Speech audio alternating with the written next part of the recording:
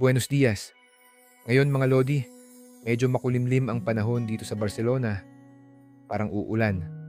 Pero okay lang yan. Tara, samahan niyo ako. Susunduin natin si Mrs. sa kanyang trabaho. Let's go! Alam nyo, nakakamiss yung ganitong weather sa Pilipinas. Yung tipong after umulan. Tapos ang sarap ng simoy ng hangin. Parang ang gaan sa pakiramdam, no? Dito sa Barcelona, kahit makulimlim, ang ganda pa rin ng paligid. Presko, tahimik, at relaxing. Siyempre, bago umalis, hindi natin kinakalimutan ng simpleng bagay. Magtapon ng basura. Kahit saan ka man sa mundo, importante pa rin yung disiplina sa paligid. Maglalakad lang tayo ng mga 25 minuto papunta sa work ni Mrs. Tara, samahan niyo ako habang naglalakad tayo. Habang naglalakad ako, napapaisip ako. Minsan, yung simpleng paglalakad, malaking bagay na. Hindi lang siya exercise, parang therapy na rin. Alam nyo ba, ang paglalakad, nakakabawas ng stress, nakakatulong sa kalusugan, at nagbibigay ng time para mag-isip at mag-reflect.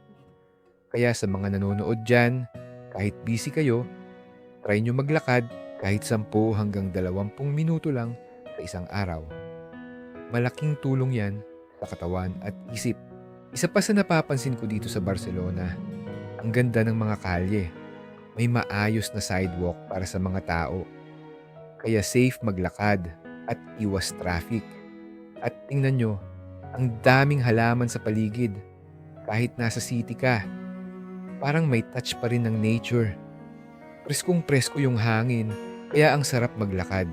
At sariwang hangin, kahit mainit ang panahon. Ang mga daan ay organisado. May malinaw na linya para sa sasakyan, bisikleta, at pedestrian. Sa bawat hakbang, mararamdaman ang kombinasyon ng modernong lungsod at pangangalaga sa kalikasan. Isang simpleng detalye na nagpapaganda sa araw-araw na buhay ng mga tao. Medyo malapit na tayo sa workplace ni Mrs. Medyo maaga pa. Kaya tambay muna tayo sa favorite kong coffee shop. Unang-una, PR muna tayo kasi malamig sa labas. Alam nyo na. Okay, ngayon pipili tayo ng tinapay. Dito sa Barcelona, ang daming klase ng tinapay. Iba't ibang klase. Iba-iba talaga. May matamis, may savory, at talagang fresh. Pero dun lang tayo sa nakasanayan na dito rin uso yung mga machine na ganito. Self-service. Simula pandemic, hindi na nila tinanggal. Maganda siya kasi mabilis at convenient.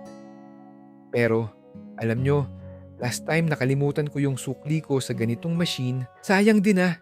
Kaya ingat kayo lagi. Ang sarap tumambay dito. Tahimik, cozy, at ang ganda ng ambience. Perfect para mag-relax, mag-isip, or kahit magtrabaho. At syempre, hindi ko nakakalimutan itong sketchbook ko. Kahit saan ako pumunta, dala ko ito. Ngayon, iguguhit ko muna itong kape at tinapay ko.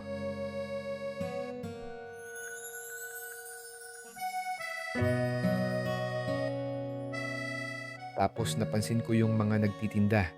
Tama ko na rin sila sa drawing. Para sa mga nanonood, lalo na sa mga artist o gustong magsimula, hindi mo kailangan ng perfect na lugar o mamahaling gamit para gumawa ng art.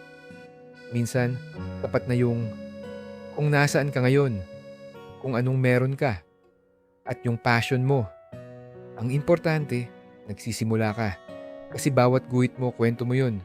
Ayan, tapos na yung drawing ko, ibibigay ko na ito sa kanila bilang pasasalamat. Pero bago yun, toilet muna ha. Minsan, ang simpleng bagay tulad ng art, nakakapagpasaya na ng ibang tao. At yun yung pinaka-importante.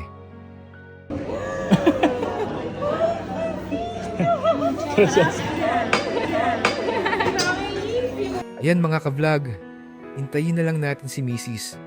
Isang simpleng araw lang, paglalakad, kape, at konting art, pero puno ng meaning. Salamat sa pagsama niyo sa akin today. Hanggang sa susunod na vlog.